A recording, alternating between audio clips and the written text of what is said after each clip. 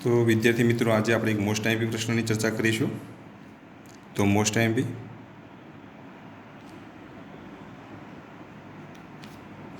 DNA स्वयंजनन कार्यप्रणाली समझाओ। DNA स्वयंजनन कार्यप्रणाली समझाओ।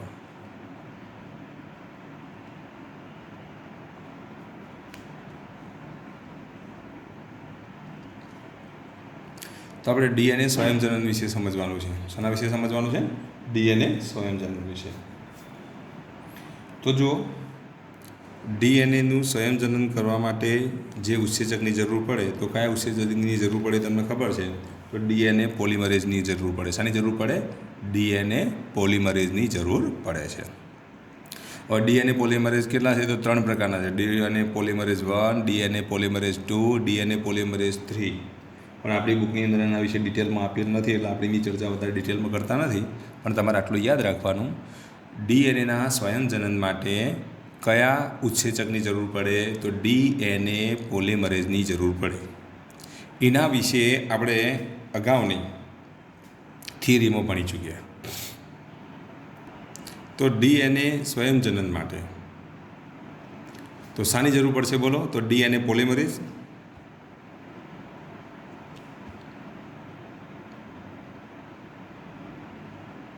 उत्सेचकनी जरूर पड़े छे।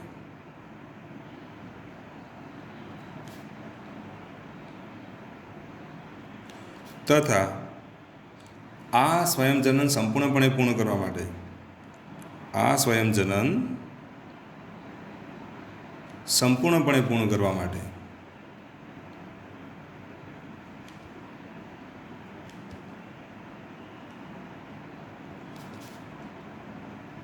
अन्य उत्सेचकनी पण जरूर पड़े।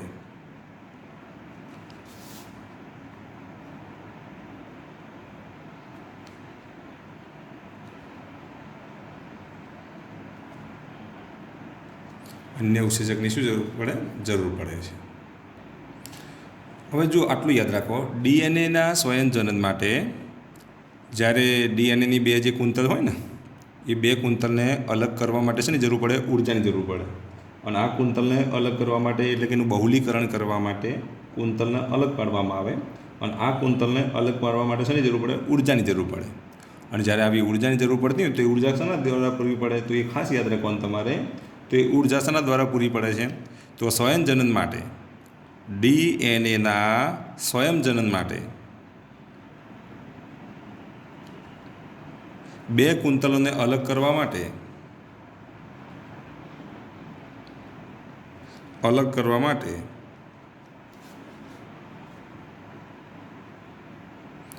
जरूरी ऊर्जा शाना द्वारा पूरी पड़े छे? एटीपी, एडिनोसाइन ट्राइफॉस्फेट, एटीपी અને डीऑक्सी तथा डीऑक्सी रिबोन्यूक्लियोसाइड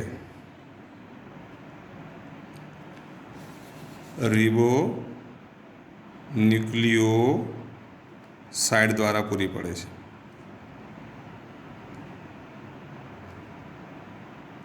तो डीएनएना स्वयंजनन माटे शुं करवुं पड़े? बे कुंतलोने अलग करवा माटे शुं जरूर पड़े? तो ऊर्जानी जरूर पड़े।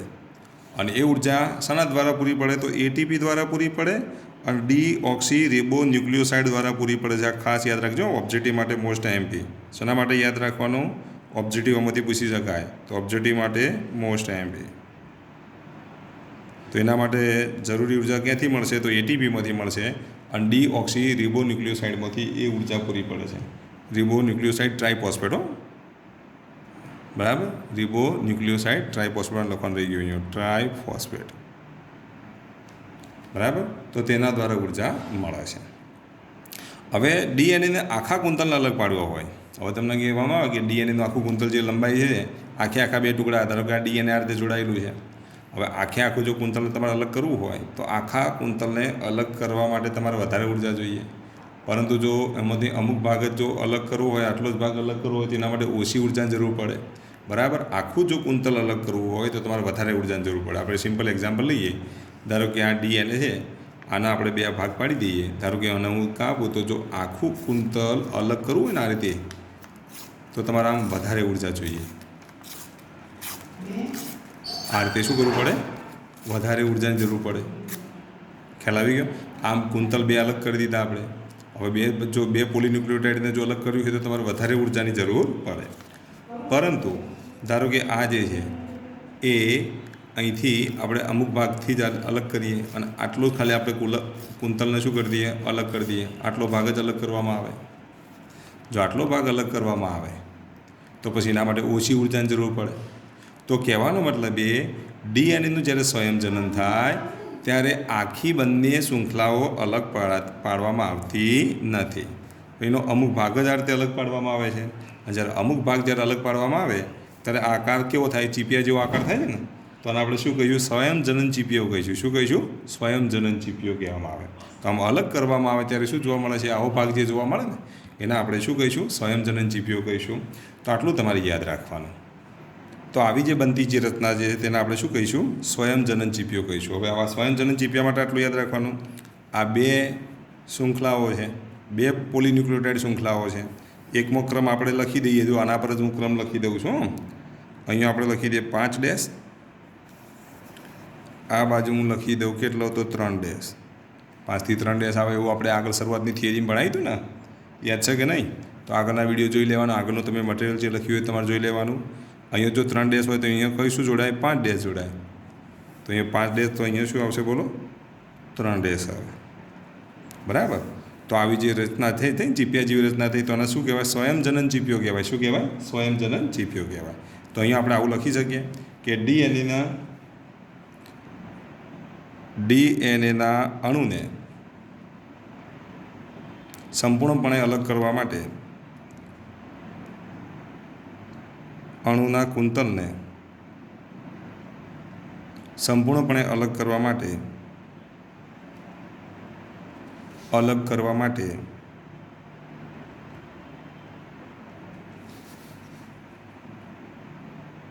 વધારે ઉર્જાની જરૂર પડે છે.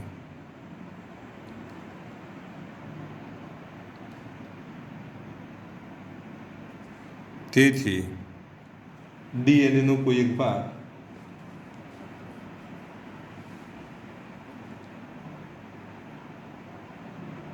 તો સ્વયંજનન માટે તેથી ડીએનએના કોઈ એક છેડા ઉપરના ભાગથી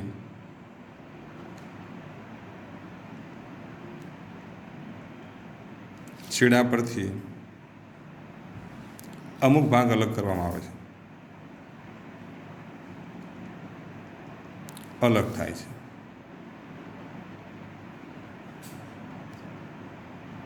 અને ચીપિયા જેવી રચના જોવા મળે છે. ડીએનએમાં ચીપિયા જેવી રચના જોવા મળે છે.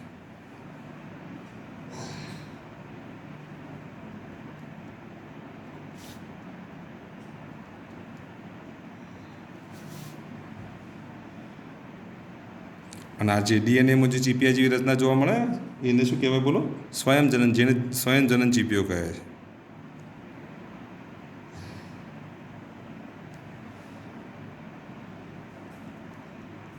શું કહેવાય? બોલો, સ્વયંજનન ચીપિયો કહે છે. તો આમ સ્વયંજનન ચીપિયાની જો આકૃતિ દોરીએ તો આકૃતિ આપણને આ રીતે મળશે. તો અહીંયા હું આકૃતિ દોરી દઉં છું. દોરતા આવડે કે નહીં? હવે તો આટલો ભાગ જોડાયેલો છે. ડીએનએના બંને પોલીન્યુક્લિયોટાઇડ શૃંખલાઓ આટલા સુધી જોડાયેલી છે. આટલા ભાગને આપણે અલગ કરી દઈએ છીએ. આટલા ભાગને અલગ કરી દઈએ તો આ ચીપિયા જેવી રચના જોવા મળે. શું જોવા મળે? સ્વયંજનન ચીપિયો. હવે આ સ્વયંજનન ચીપિયા માટે આને આપણે 5 ડેશ વડે દર્શાવીએ તો અહીંયા શું આવશે? બોલો, 3 ડેશ આવશે. અને અહીંયા આપણે લઈએ 3 ડેશ તો અહીંયા શું આવશે? 5 ડેશ. તો આટલા ભાગની અંદર સ્વયંજનન જોવા મળે. આટલો જે ભાગ જે છૂટો પડે ને એ છૂટા પડેલા ભાગની અંદર શું જોવા મળશે? સ્વયંજનન જોવા મળશે. જેથી ઓછી ઉર્જાથી ડીએનએ જેવું જ બીજું ડીએનએ મળી રહે. બરાબર. તો આમ બહુલીકરણ કરવા માટે આટલા ભાગની અંદર જ જોવા મળશે. આટલા ભાગની અંદર શું જોવા મળે છે? તો બહુલીકરણ જોવા મળે છે.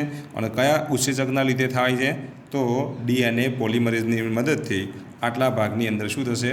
સ્વયંજનન થાય. શું થાય? સ્વયંજનન થાય. તો તમે એવું લખી શકો કે ડીએનએ આધારિત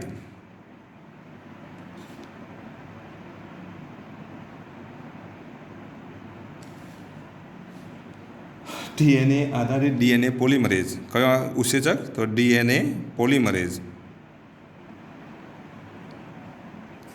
એ ક્યાંથી કઈ બાજુ? તો આ 5' છે ને, તો 5' થી 3' તરફ શું કરે છે?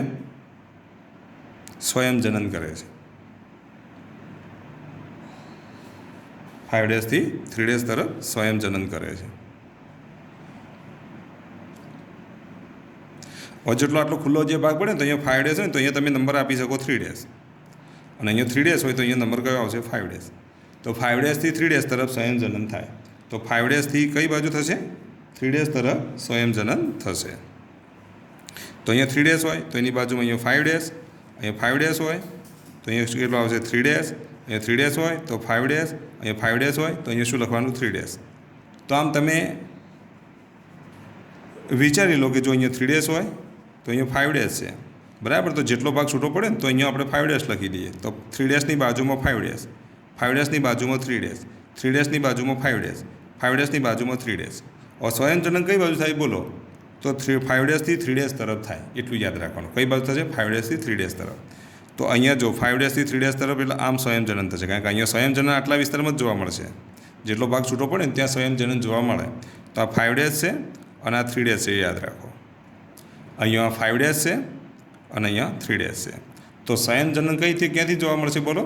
તો 5' થી 3' તરફ તમને સ્વયંજનન જોવા મળશે. તો આ જો ક્રમ આવડશે તો ક્રમ આપતે આવડવું જોઈએ. જો અહીંયા 5' હોય તો અહીંયા 3' લેવાના, અહીંયા 5'ની બાજુમાં 3', તો અહીંયા શું આવશે? 5', 5'ની બાજુમાં 3', 3'ની બાજુમાં 5'. તો અહીંયા આપણે જો 3' લીધા હોય તો અહીંયા 5' લઈએ તો 5'ની બાજુમાં 3'. જો અહીંયા 5' લીધા હોય તો અહીંયા 3' લઈ લો તો 3'ની બાજુમાં શું હોય? 5' હોય. આટલા વિસ્તારમાં આપણને શું જોવા મળશે? તો સ્વયંજનન જોવા મળે છે. તો આમ સ્વયંજનન ચીપિયામાં આટલું યાદ રાખજો.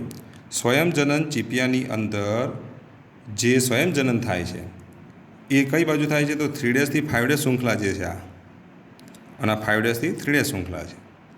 તો આ જે મેન જે વાત કરીએ ને, પ્રીતુ શૃંખલાની વાત કરીએ આપણે. કઈ શૃંખલા? પ્રીતુ શૃંખલાની વાત કરીએ. તો 3' થી 5' શૃંખલાની અંદર જે ડીએનએનું જે સંશ્લેષણ થાય એ કેવું છે? તો સતત છે. જ્યારે 5' થી 3'માં કેવું છે? અસતત સંશ્લેષણ છે. તો એ સતત સંશ્લેષણ માટે આપણે સીધો એરો બતાવી દઈએ, તૂટક રેખા બતાવવાની નથી. તો આ સતત સંશ્લેષણ થયું.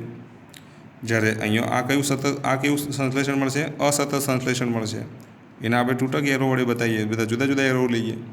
તો અહીંયા જે સંશ્લેષણ થાય છે, ડીએનએનું સંશ્લેષણ થાય છે, કેવું છે? તો અસતત સંશ્લેષણ. જ્યારે અહીંયા આપણે એરો જે બતાવીએ કેવો છે? તો સતત સંશ્લેષણનો છે.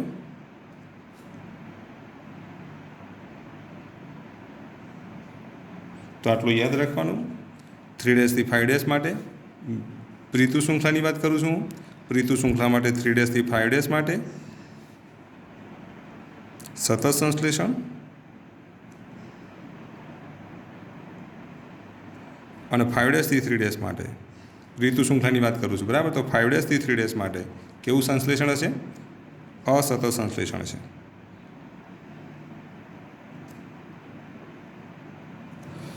હવે સતત સંશ્લેષણનો તો કોઈ વાંધો જ નથી, પણ અસતત સંશ્લેષણ એટલે તૂટક રેખાઓ તૂટક છે. હવે આ ડીએનએ જો તૂટક હોય તો આ બધાને જોડાણ કરવું પડે કે નહીં? તો આનું જોડાણ કરવા માટે જે ઉત્સેચકની જરૂર પડે, આ જોડાણ માટે, શેના માટે? જોડાણ માટે. તો જોડાણ માટે કે અસતત સંશ્લેષણના જોડાણ માટે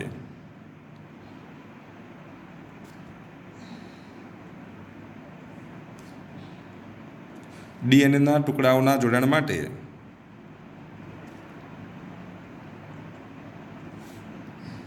માટે વપરાતા ઉત્સેચકને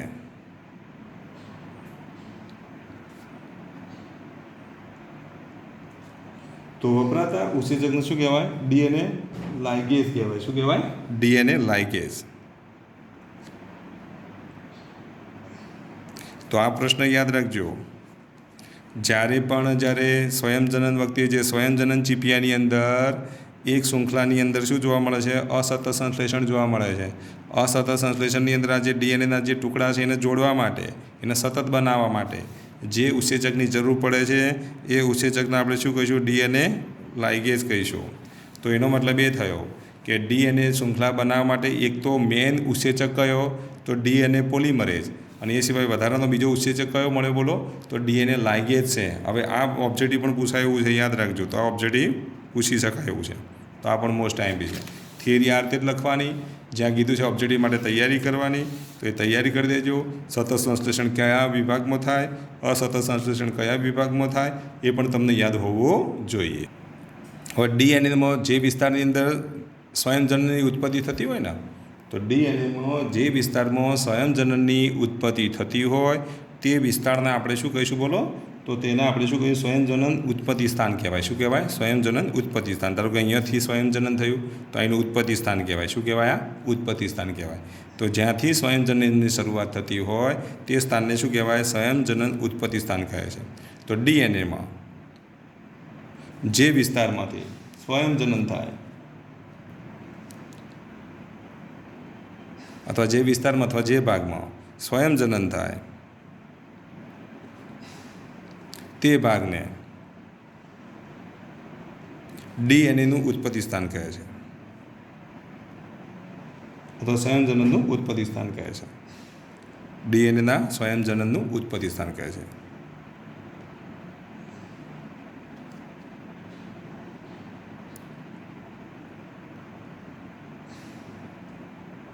ઉત્પત્તિ સ્થાન કહે છે. શું કહે છે? ઉત્પત્તિ સ્થાન કહે છે.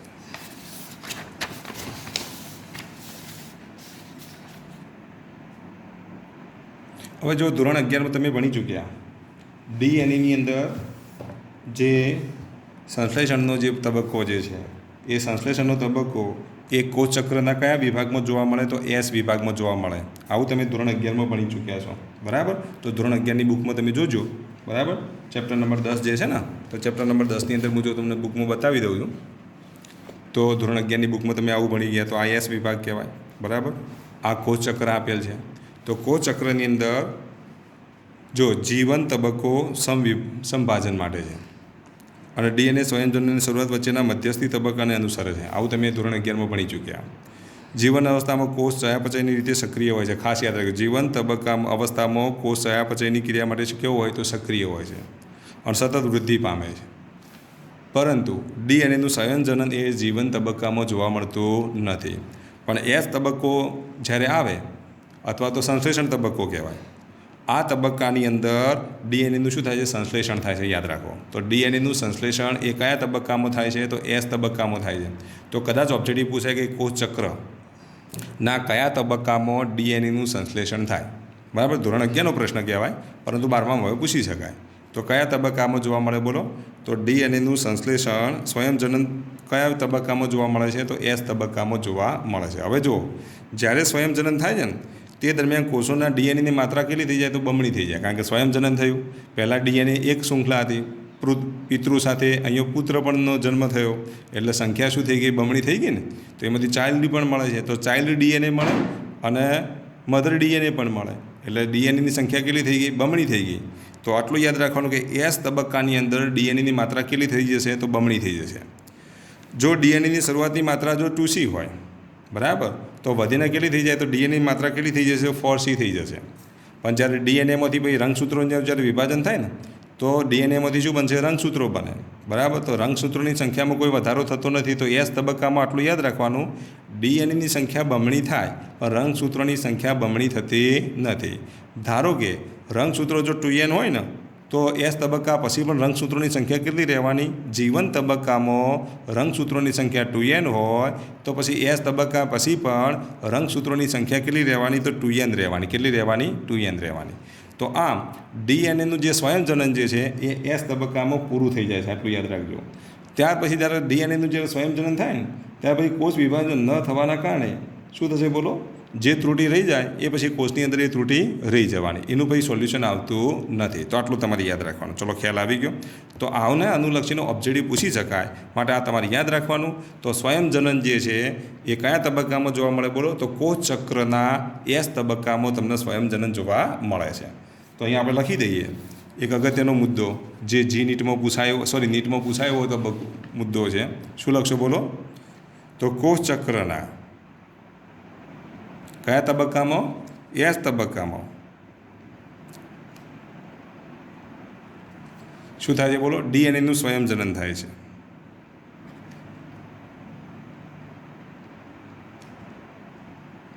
અને ડીએનએનું પ્રમાણ શું? અને આ તબક્કામાં શું થશે બોલો? ડીએનએની સંખ્યા બમણી થાય છે.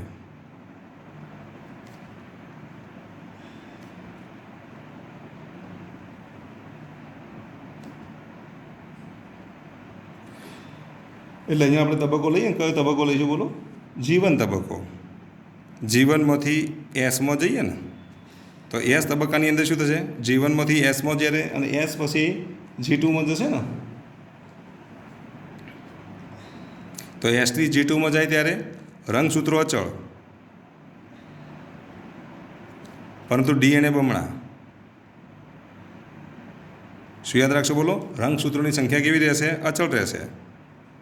કારણ કે 25 રંગસૂત્રો હોય તો G2માં જાય ત્યારે 25 જ રહેશે, પણ ડીએનએ 25 હોય તો કેટલા થઈ જશે? 50 થઈ જશે.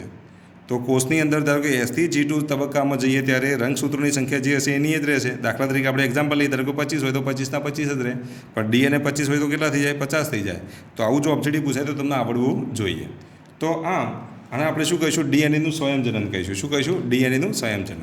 તો આ થિયરી તમારે તૈયાર કરી દેવાની અને દરેકને આવડવી જોઈએ. તો જે મેં લખાય ને એ રીતે સ્ટેપ બાય સ્ટેપ તમે લખી દેજો. તો આ રીતે તમારે આખી થિયરી ઉતારી દેવાની છે. તો આ થિયરી મોસ્ટ ટાઈમ બી છે અને દરેકને આવડવી જોઈએ. તો આને આપણે ડીએનએનું શું કહીશું?